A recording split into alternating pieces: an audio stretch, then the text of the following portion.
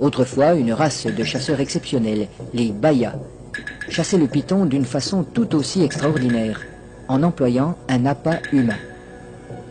Il arrive que les hommes de Mbao aient eux aussi recours à cette technique.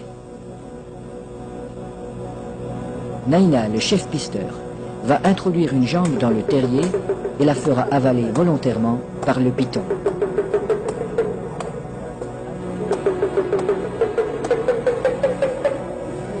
Il est indispensable de posséder le remède qui a été fourni par le sorcier. Cette mystérieuse préparation, à base d'herbes et de racines écrasées, n'a pas qu'un effet psychologique. Elle a le pouvoir d'attirer le serpent tout en protégeant la jambe du pisteur. Le remède agit encore comme un lubrifiant. En imprégnant un tissu qui entoure la jambe, il facilite sa pénétration dans la gueule du reptile.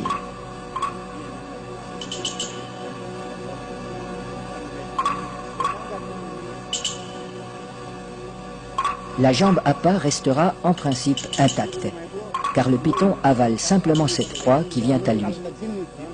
À peine sera-t-elle attaquée superficiellement par les sucs digestifs.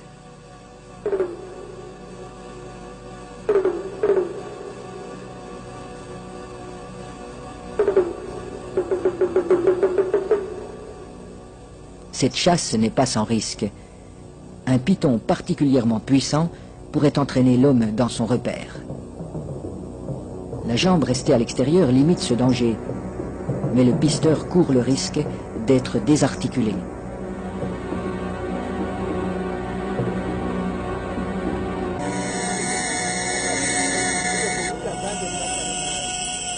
Pour rendre l'attente moins pénible, mais aussi faciliter le glissement des corps de l'homme et de l'animal, on place des feuilles fraîches sous le pisteur.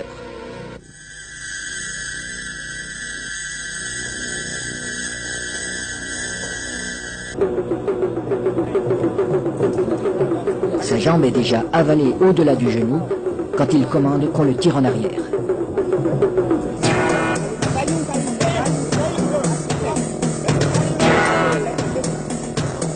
Refusant de laisser échapper sa proie, le python apparaît. Les aides tirent de façon irrégulière. Il secoue le python pour l'empêcher de trouver un point d'appui. Le pisteur relève son pied à angle droit pour ferrer le serpent, à la manière d'un hameçon. L'animal se sent piégé, mais il ne peut plus lâcher la jambe. Le python est maintenu allongé. Il faut éviter qu'il ne s'enroule. Cette position lui enlève une grande part de sa force. Pour dégager sa jambe, Naina déchire la gueule du python au couteau.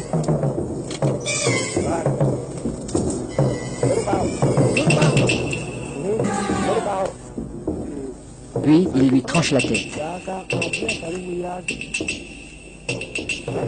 Les autres pisteurs relâchent progressivement le serpent. Dans un premier temps, le corps décapité reste inerte. Puis apparaissent des ondulations nerveuses de plus en plus puissantes.